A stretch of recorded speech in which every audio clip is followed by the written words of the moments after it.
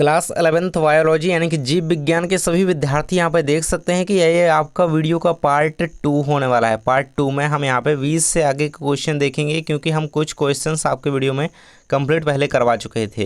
देखिए, जो भी छात्र नए हैं मैं आपको बता दूं कि ये वीडियो हम देख रहे हैं जिसमें सभी मिक्स क्वेश्चन दिए गए हैं, 2, 3 व 4 अंक के। यहाँ तक हम कंप्लीट कर चुके थे। अब हम 21 नंबर के क्वेश्चन से कंप्लीट करेंगे, और जिसने भी पिछला वीडियो नहीं देखा है तो वो पिछला वीडियो देख लेगा, ताकि आपकी तैयारी बेहतरीन तरीके से हो जाए।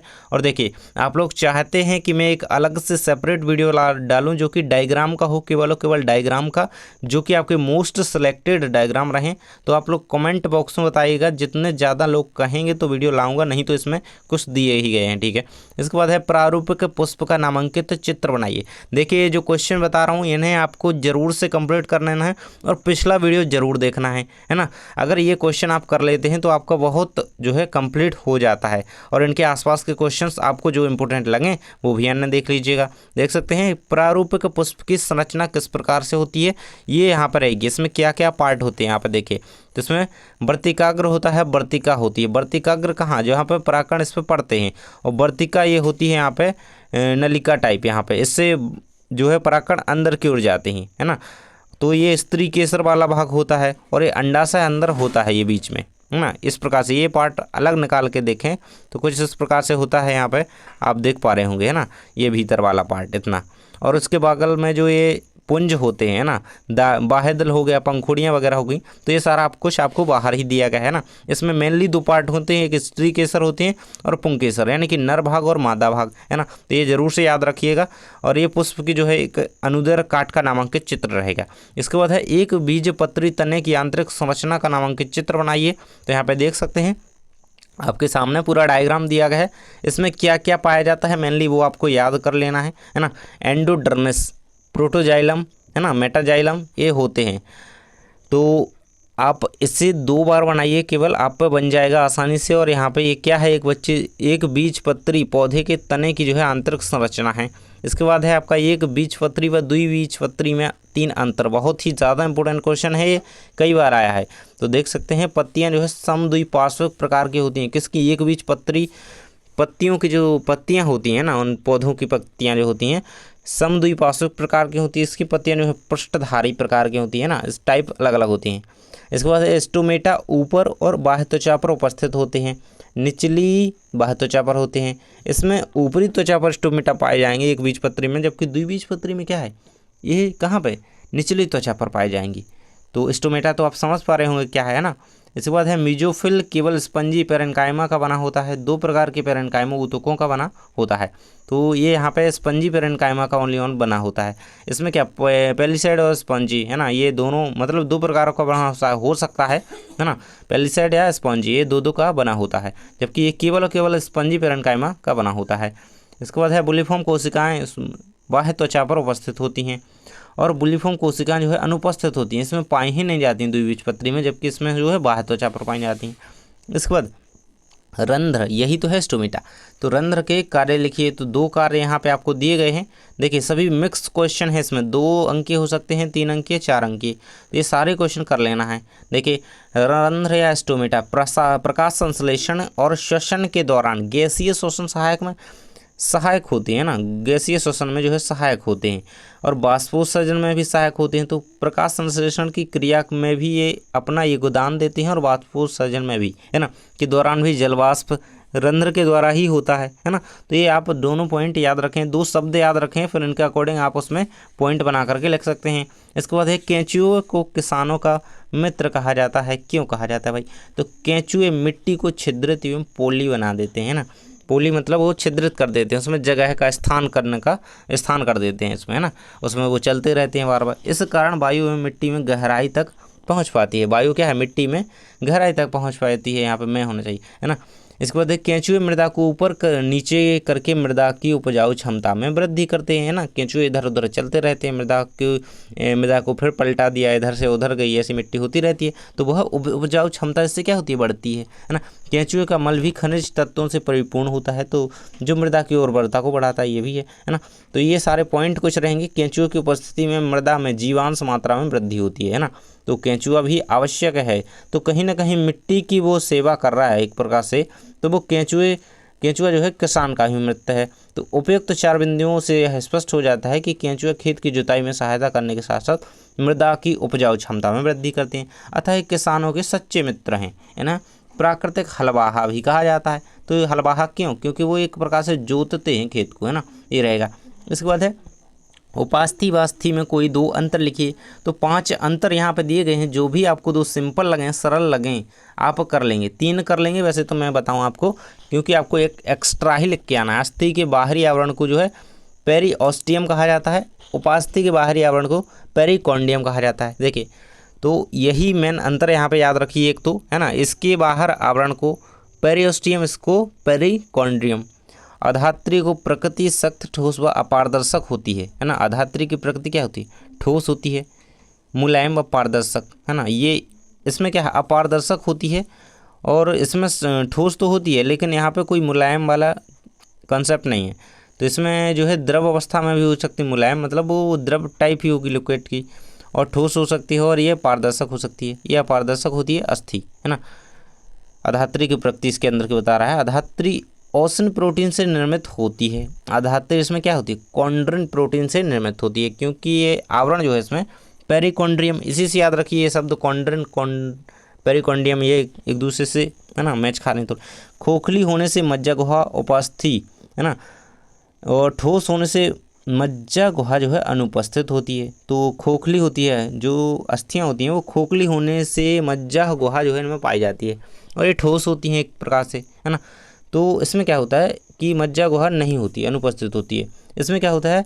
इसमें आरबीसी व डब्ल्यूबीसी का निर्माण होता है अस्थि में, और रुधिर कणिकाओं का निर्माण नहीं होता है ना। तो इसमें जो होता है वो आरबीसी का निर्माण नहीं होता उपस्थिति में। इसके बाद है प्रोकैरियोटिक सेल्स से आप क्या समझते हैं? तो प्रोकैरियोटिक कोशिका क्या है ना, प्रो सेल्स हैं, ये प्रारंभिक कोशिकाएं हैं, है ना। तो मतलब एक अविकसित प्रकार की टाइप की कोशिकाएं होती हैं, और प्रोकैरियोटिक यूकैरियोटिक में अंतर आपको पता होना चाहिए, जरूर से होना चाहिए। देख सकते हैं यहाँ पे ये प्रारंभिक कोशिका हैं, ये एक कोशिकीय होती हैं, इनमें केंद्रक कला नहीं पाई जाती है। प्रोकैरियोटिक कोशिका में कोई स्पष्ट केंद्रक नहीं होता है ना। केंद्रकीय पदार्थ कोशिका द्रव में बिखरे होते हैं। इन कोशिकाओं में क्लोरोप्लास्ट, गोल्जी कॉय, है ना, गोल्जी बॉडी, तरक्काय, माइटोकॉन्ड्रिया तथा अंतः प्रद्रव्य जालिका, है ना, एंडोप्लाज्मिक रेटिकुलम नहीं पाई जाती है। फिर भी 70 प्रकार के राइबोसोम्स पाए जाते हैं। तो देखिए इन सब मतलब प्रोकैरियोटिक कोशिका में अगर देखा जाए तो यूकैरियोटिक की तुलना में यहाँ पे बहुत कम ही ये कोशिकांग पाए जाते हैं। तो इनका अभाव होता है, जो नाम यहाँ पे लिखे हुए हैं, है ना। जबकि इसमें क्या है, यूकैरियोटिक में 80S टाइप के जो है राइबोसोम्स पाए जाते हैं, जबकि प्रोकैरियोटिक में क्या है 70S टाइप के राइबोसोम पाए जाते हैं। ये अंतर है एक मेन, याद रखिएगा। इसके बाद है ना, ग्राम पॉजिटिव व ग्राम नेगेटिव जीवाणु में कोई 2 अंतर लिखिए। यहाँ पे देख सकते हैं ग्राम पॉजिटिव, ग्राम नेगेटिव आपके सामने है, देख सकते हैं। टिकोइक अम्ल पाया जाता है, ग्राम पॉजिटिव में टिकोइक अम्ल पाया जाता है। टिकोइक अम्ल का जो है अभाव होता है। कोशिका भित्ति की मोटाई अधिक होती है, कोशिका भित्ति की मोटाई कम होती है ना। तो एक मोटे पतले का अंतर हो जाएगा, और इसमें टिकोइक अम्ल याद रखिए नाम, है ना। तो ग्राम पॉजिटिव में ये पाया जाता है। इसके बाद कोशिका भित्ति के 2 कार्य लिखिए ना, सेल वॉल के कार्य पूछे गए हैं। तो यह कोशिका को शक्ति एवं कठोरता प्रदान करती है, वायवीय पौधों को गुरुत्वाकर्षण शक्ति के विपरीत ऊर्ध्व खड़े रहने में सहायता करती है। एक प्रकार से वो से सही बनावट देती है, और एक आकार फैलने में, है ना, तो वो एक सहायता ही करती है उसे। यह कोशिकाओं के फैलाव में मुख्य भूमिका अदा करती है ना। उसका संतुलन बनाए रखने में भी ये मदद करती है। यह कोशिकीय ये द्रव्य में संबंध स्थापित करती है। तो ये 4 पॉइंट याद रखिए। चलिए बढ़ते हैं अगले क्वेश्चन की ओर। केंद्रक के कार्य का उल्लेख कीजिए। तो केंद्रक, कोशिका के अंदर जो केंद्रक उपस्थित होता है आप सभी जानते हैं, यह एक जीवन के वंशानुगत लक्षणों को नियंत्रित करता है ना। और न्यूक्लियस में प्रोटीन और आरएनए का संचयन करता है ना। तो न्यूक्लियस में प्रोटीन आरएनए होते हैं, तो उनका संचयन करता है इसी के द्वारा। केंद्रक में प्रतिलेखन भी होता है, जिसमें मैसेंजर आरएनए, है ना, एमआरएनए प्रोटीन संश्लेषण के लिए उत्पन्न होते हैं। तो आरएनए ये पता होना चाहिए, एमटीआर, है ना, 3 आरएनए होते हैं। न्यूक्लियस में राइबोसोम का जो है उत्पादन भी होता है ना, प्रोटीन फैक्ट्री। तो न्यूक्लियस में राइबोसोम पाए जाते हैं। राइबोसोम क्या कहलाता है? प्रोटीन फैक्ट्री कहलाता है। आपको पता है यहाँ पे भोजन का जो है निर्माण होता है। इसके बाद बढ़ते हैं अगले क्वेश्चन की ओर। पादप कोशिका का नामांकित चित्र बनाइए। बहुत ही ज़्यादा इंपॉर्टेंट क्वेश्चन है। इसके बाद है आपका एनिमल सेल का नामांकित चित्र बनाइए। देख सकते हैं यहाँ पे दोनों का आपको दिया गया है, तो आप देख सकते हैं पादप कोशिका, जंतु कोशिका, है ना। और ये दोनों आपके सामने रहेंगी। शायद ये चेंज हो गया है, देखिए यहाँ पे आपको यहाँ पे क्वेश्चन यहाँ पे जंतु कहा गया है, लेकिन ये पादप का चित्र यहाँ पे बना हुआ है, और यहाँ पे पादप कहा गया है तो जंतु का यहाँ पे डायग्राम बना हुआ है। तो कोई दिक्कत नहीं है, आपको क्वेश्चन ही चेंज करना है ना। तो यहाँ पे देख लीजिए जंतु कोशिका लिखा है, ये उसी का डायग्राम है ना। और इसमें क्या क्या पाया जाता है, क्या क्या जो है अंतर होते हैं वो आप इसके अकॉर्डिंग समझ सकते हैं। जिसने डायग्राम सीख लिया वो अंतर आराम से लिख देगा, है ना। आपको ये नामकरण सब पता होना चाहिए बस। ये पादप कोशिका रहेगा, है ना। दोनों के चित्र आपके रहेंगे सामने। इसके बाद है पादप और जंतु कोशिका में अंतर, शायद ही पिछली वीडियो में कंप्लीट करवा चुका था, वैसे फिर से देख लेते हैं तो एक बार। तो पादप कोशिका में कोशिका भित्ति पाई जाती है, सबसे बड़ा अंतर है, मेन अंतर है। जंतु कोशिका में जो है सलवल नहीं पाई जाती है। और पौधों की कोशिकाओं में हरित लवक वर्णक पाए जाते हैं, इनमें जो है अभाव होता है इनका। तो ये अंतर आप याद कर लीजिएगा, बहुत ही आम बात है, ये तो आपको होना चाहिए याद। इसके बाद है आपका प्रोकैरियोटिक यूकैरियोटिक में अंतर, अभी मैंने बताया कि याद होना चाहिए। तो देखिए प्रोकैरियोटिक में क्या है, इसमें ना ये कोशिकांग जो जिनका अभाव होता है, मतलब इसमें बहुत ही कम कोशिकांग इसमें पाए जाते हैं, इनका अभाव ही होता है एक प्रकार से। यहाँ पे नाम भी लिखे हुए हैं उनके। तो सबसे पहले देख सकते हैं पॉइंट है, इनमें केंद्रक के चारों ओर केंद्र की झिल्ली नहीं पाई जाती है। ये भी तो एक अभाव ही है, वो झिल्ली नहीं है ना, पहला हो गया। इसमें केंद्रक के चारों तरफ जो है केंद्र की झिल्ली पाई जाती है, जो चारों तरफ से घेरे रहती है ना। इसमें केंद्रक जो है अविकसित प्रकार का होता तो है, लेकिन वो पूर्णतः विकसित नहीं होता है। इसमें विकसित प्रकार का केंद्र पाया जाता है। इसमें 70s प्रकार के राइबोसोम पाए जाते हैं, इसमें 80s प्रकार के राइबोसोम पाए जाते हैं। इनमें विकसित कोशिकांग जैसे माइटोकॉन्ड्रिया हो गया, है ना, जो कि पावर हाउस होता है सेल का, लवक हो गया, है ना, एंडोप्लाज्मिक रेटिकुलम हो गई, गोल्जी का लाइसोसोम आदि नहीं पाए जाते हैं। इसमें विकसित कोशिकांग पाए जाते हैं, ये सारे कोशिकांग इसमें पाए जाएंगे, है ना। तो ये आप अंतर याद रखिएगा, बहुत इंपॉर्टेंट क्वेश्चन है ये। इसके बाद है पेप्टाइड बंध किसे कहा जाता है, तो इन्हें एमाइड बंध भी कहा जाता है। देखिए पेप्टाइड बंध का दूसरा नाम क्या कह रहा है, एमाइड बंध भी कह रहा है।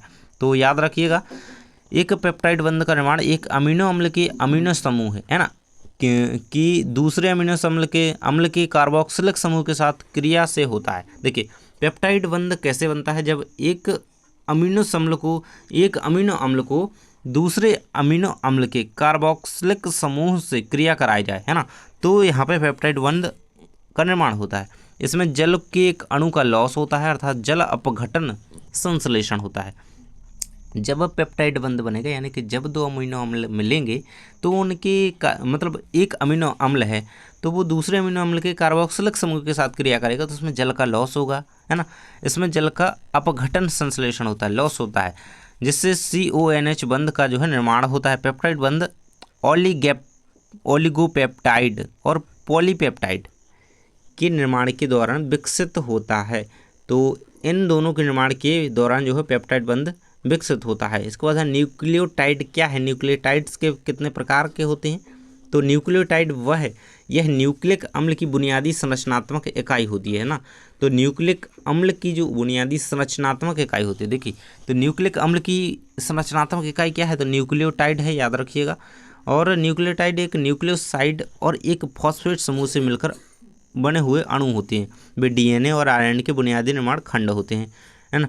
इसके बाद है मोनोसेक्राइड से आप क्या समझते हैं, आंसर आपके सामने दिया गया है, पूरा का पूरा आपको याद कर लेना है, जरूर से ये भी नहीं छोड़ना है। इसके बाद है आपका प्रोटीन के 3 प्रमुख कार्य लिखिए।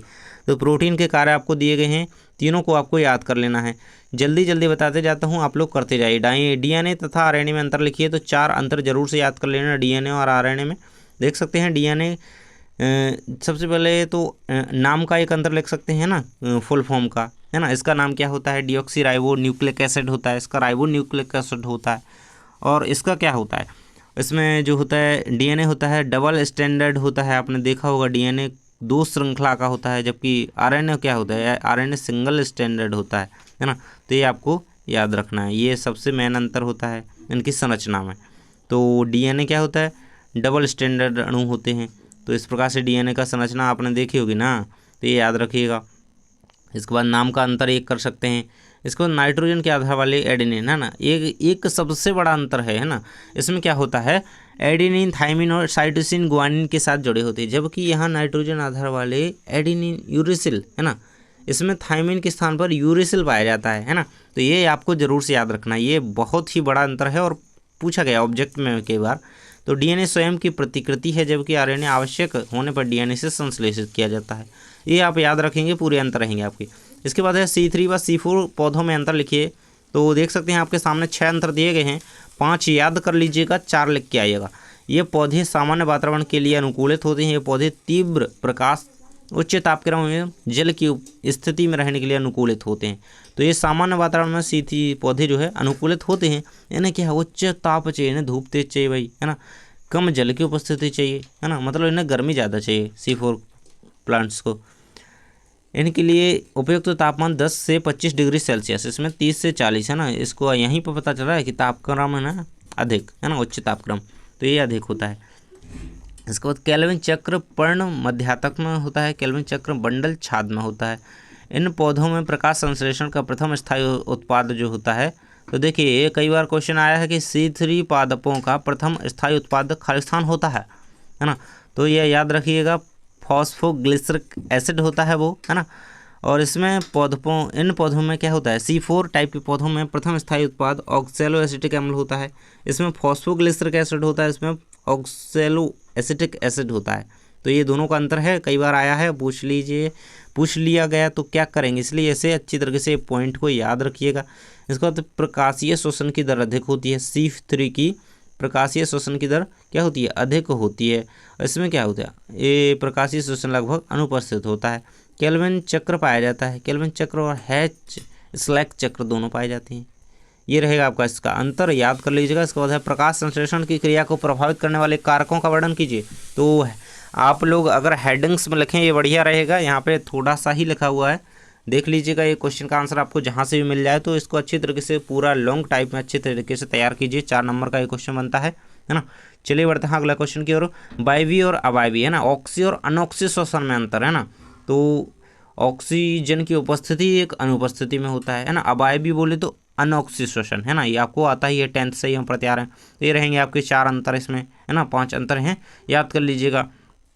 चलिए बढ़ते हैं नेक्स्ट क्वेश्चन की ओर। सबसे मोस्ट इंपोर्टेंट क्वेश्चन बता दूं, कई बार प्रक्रिया पूछी गई है, ग्लाइकोलाइसिस की क्रिया को स्पष्ट कीजिए। अच्छी तरीके से इसे पूरा कंप्लीट कर लेना है। ये रहेगी यहाँ पे आपकी पूरी प्रोसेस, और यहाँ पे कैसे कैसे निर्माण होता है पूरा आपको दिया गया है ना, ग्लूकोज से स्टार्ट हो करके पायरुवेक एसिड तक, है ना। तो ये पूरा आपका कंप्लीटली इसका दिया गया है, देख सकते हैं। इसके बाद है ग्लाइकोलाइसिस व क्रेब्स चक्र में कोई 5 अंतर लिखिए, बहुत ही इंपोर्टेंट क्वेश्चन है।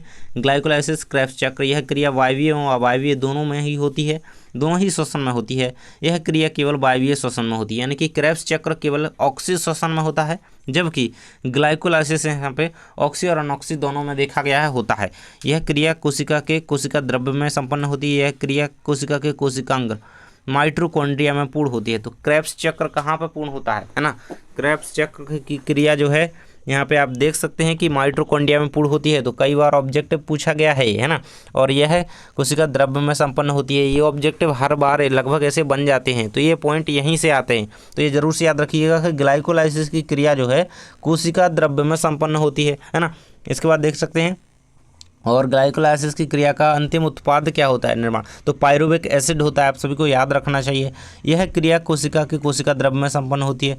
यह इस क्रिया के 8 चरण होते हैं, है ना। ये तो रिपीट हो गया। यह रैखिक पथ है, यह चक्रीय पथ है। बस ये पॉइंट याद रखिए। इसके बाद 2 पॉइंट और दिए गए हैं, 5 और 6। इसमें 2 ATP अणुओं का निर्माण होता है। इसमें ATP को भोग नहीं होता है, क्योंकि ये अनऑक्सी श्वसन है ना। वायवीय श्वसन सोचिए, ऑक्सीश्वसन, है ना। इसमें OTP का जो है भोग नहीं होता है। इसमें 2 ATP अणुओं का भोग होता है। इसमें ग्लूकोज आंशिक ऑक्सीकृत होकर पाइरूवेट उत्पन्न करता है। अभी मैंने आपको बताया ना, पाइरूवेट का ही निर्माण होता है इससे, है ना, जो कि इसका लास्ट जो है उत्पाद होता है, अंतिम उत्पाद इसका यही बनता है, पाइरूवेट, है ना। इसमें एसिटिल सह प्रकीर्ण ये पूर्ण ऑक्सीकृत होता है। ये आपका आंसर रहेगा। इसके बाद अगला क्वेश्चन आपको दिया है, मानव में होने वाले श्वसन संबंधी 2 रोगों के नाम लिखिए। तो श्वास लेने में सहायक जैसे नाक, गला, श्वास नली, फेफड़े, कान आदि में जो है यहाँ पे संक्रमण, है ना। तो ये सब दिए गए हैं आपके। इसके बाद है निश्वसन किसे कहते हैं, तो बाह्य श्वसन। इस क्रिया में वायु की ऑक्सीजन को अंतः श्वसन के लिए कोशिका की जीवदत्त तक पहुँचाया जाता है। ये आपका आंसर रहेगा 46 नंबर क्वेश्चन का। इसके बाद 47 है आपका, मानव श्वसन का तंत्र का नामांकन चित्र बनाइए। तो इसे लिखने के बाद, है ना, इसमें बीच में डायग्राम बनाएंगे तो थोड़ा अच्छा लगेगा। देख सकते हैं यहाँ पे आपका डायग्राम दिया गया है, क्या क्या पार्ट होते हैं। नासा गुहा द्वारा हम श्वसन लेना स्टार्ट करते हैं। नासा है ना, नाक से, है ना, इस तरफ से, और फिर ग्रसनी से होते हुए श्वास नली, फुफ्फुस, फेफड़ों तक ये जाता है। तो आपको ये पॉइंट याद रखना है। तो ये पूरा कंप्लीट रहेगा। इसका डायग्राम यहाँ पे दिया गया है आपके सामने, ऐसे आप जरूर से कंप्लीट कर लेंगे। इसके बाद है लसिका के 2 कार्य लिखिए, है ना, रक्त के 2 कार्य लिखिए, रक्त और लसिका में अंतर, है ना, ये तो जरूर से कंप्लीट होना चाहिए। लसिका पाचित वसा को क्षुद्रांत में के से रक्त में ले जाता है। लसिकाणु शरीर की संक्रमण से रक्षा करते हैं। ये दोनों पॉइंट रहेंगे इसमें। रक्त क्या है, रक्त एक तरल संयोजी ऊतक होता है, ये रहेगा आपका। इसके बाद है रक्त और लसिका में अंतर दिया गया है, ये आपके अंतर रहेंगे, जरूर से कंप्लीट करेंगे। रक्त का रंग जो है लाल होता है, लसिका का रंग सफ़ेद होता है। इसके बाद है आपका मानव हृदय का नामांकित चित्र बनाइए, आपके सामने दिया गया है, ये कंप्लीट आंसर रहेगा। चलिए बढ़ते हैं अगले क्वेश्चन की ओर। मानव में 2 उत्सर्जी अंगों के नाम लिखिए। तो वृक्क, त्वचा, आंत, फेफड़े, इस प्रकार से आप इन्हें लिख सकते हैं। इसके बाद है आपका मानव वृक्क की संरचना बनाइए। तो ये आपके सामने पूरा वृक्क, है ना, किडनी का यहाँ पे आपको डायग्राम बताया गया है, इस प्रकार से आप इसे बना सकते हैं। और टोटल 53 क्वेश्चन कंप्लीट हो चुके हैं। तो पिछला वीडियो भी जा करके देख लेना, जिसने नहीं देखा है तो ये सारे क्वेश्चन जरूर से कर लेना। आई होप कि आप लोगों की तैयारी इनसे बहुत अच्छी हो जाएगी। और भी सारे क्वेश्चन देख लेना, और आपको अगर अलग से और सारे वीडियोस चाहिए तो कमेंट बॉक्स में बताइए, तो जल्दी ही वीडियो आएंगे। थैंक्स फॉर वॉचिंग, मिलते हैं नेक्स्ट वीडियो में।